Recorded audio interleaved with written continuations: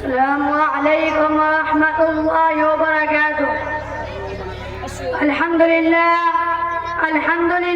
بکرۃ وأصیلا والصلاة والسلام علی محمد وآلہ وأصحابہ سلاما جمیلا.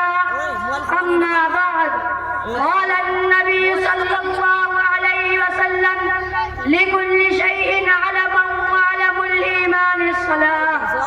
محترم حضرات، اس حقیر صاحب پر تفصیل میں آپ کے سامنے ایک مختصر سی حدیث پڑھی ہے جس کا ترجمہ یہ ہے. سرکار دو عالم جناب محمد رسول اللہ صلی اللہ علیہ وسلم نے ارشاد فرمایا ہے کہ ہر چیز کے ایک نشان ہوتا ہے اور ایمان کا نشان نماز ہے. حضرات، دنیا میں بہت کے لوگ اور قسم کی پارٹیاں ہیں.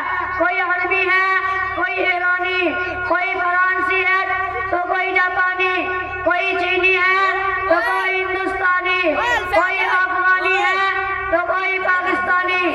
اسی طرح آپ کے ملک میں مختلف پارٹیاں ہیں. کسی پارٹی کا نام کانگریس ہے، کسی کا کمیونسٹ، کسی کا جن سنگھ ہے تو کسی کا سوشلسٹ. باوجود ان تمام پارٹیوں میں آپ ہی جیسے کھاتے پیتے انسان شامل ہیں، مگر ان کی کچھ الگ الگ نشانیاں ہوتی ہیں. اپنے نشانیوں کو دیکھ کر معلوم کر لیتے ہیں فلاں کہاں کا رہنے والا ہے یا فلاں کس پارٹی سے تعلق رکھتا ہے. یہ تو گفتگو ہوئی ان چیزوں کے بارے میں جو ہماری نگاہوں سے گزرتی ہیں. مگر کچھ چیزیں ایسی ہیں جو ہماری آنکھوں سے دکھائی نہیں دیتی، مگر ان کے کچھ نشانات ہوتے ہیں جن سے ان کے وجود کا پتہ چل جاتا ہے. مثال کے طور پر ہوا دکھائی نہیں دیتی، مگر جب پتیاں ہلتی ہیں تو پتہ چل جاتا ہے کہ ہوا چل رہی ہے. اسی طرح کفر، نفاق، فسق، ایمان جیسی چیزیں ہماری ظاہر آنکھوں سے نظر نہیں آتی، مگر ان کے کچھ علامات ایسے ہیں جن سے ہم پہچان جاتے ہیں کون مخلص اور کون منافق، کون مومن اور کون فاسق. اس حدیث میں ایماندار کی نشانی بتائی گئی ہے کہ وہ نماز پڑھتا ہو، روزہ چند مخصوص دن کے لیے، حج و زکوٰۃ صرف دعا بندوں کے لیے ہے.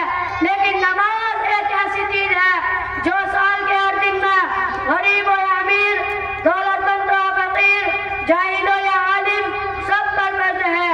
یہی وجہ ہے کہ تاجدار مدینہ فخر رسول جناب محمد رسول اللہ صلی اللہ علیہ وسلم نے ارشاد فرمایا ہے مَن تَرَكَ الصَّلَاةَ مُتَعَمِّدًا فَقَدْ كَفَرَ. ترجمہ: جس آدمی نے قصداً نماز چھوڑی اس نے کہا کافر والا عمل کیا.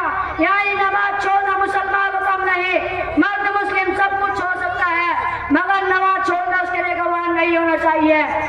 مگر افسوس ہے کہ آپ کا مسلمان اس موٹی سی بات کو نہیں سوچتا اور ایک ایسے ہی عمل سے اپنے کو دور رکھتا ہے جو اس کے مسلمان کہلانے کے لیے ضروری ہے.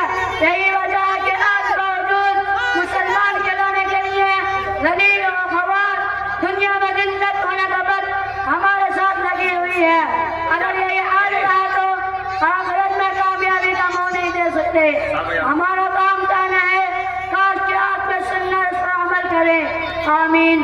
وآخر دعوانا الحمد للہ رب العالمین.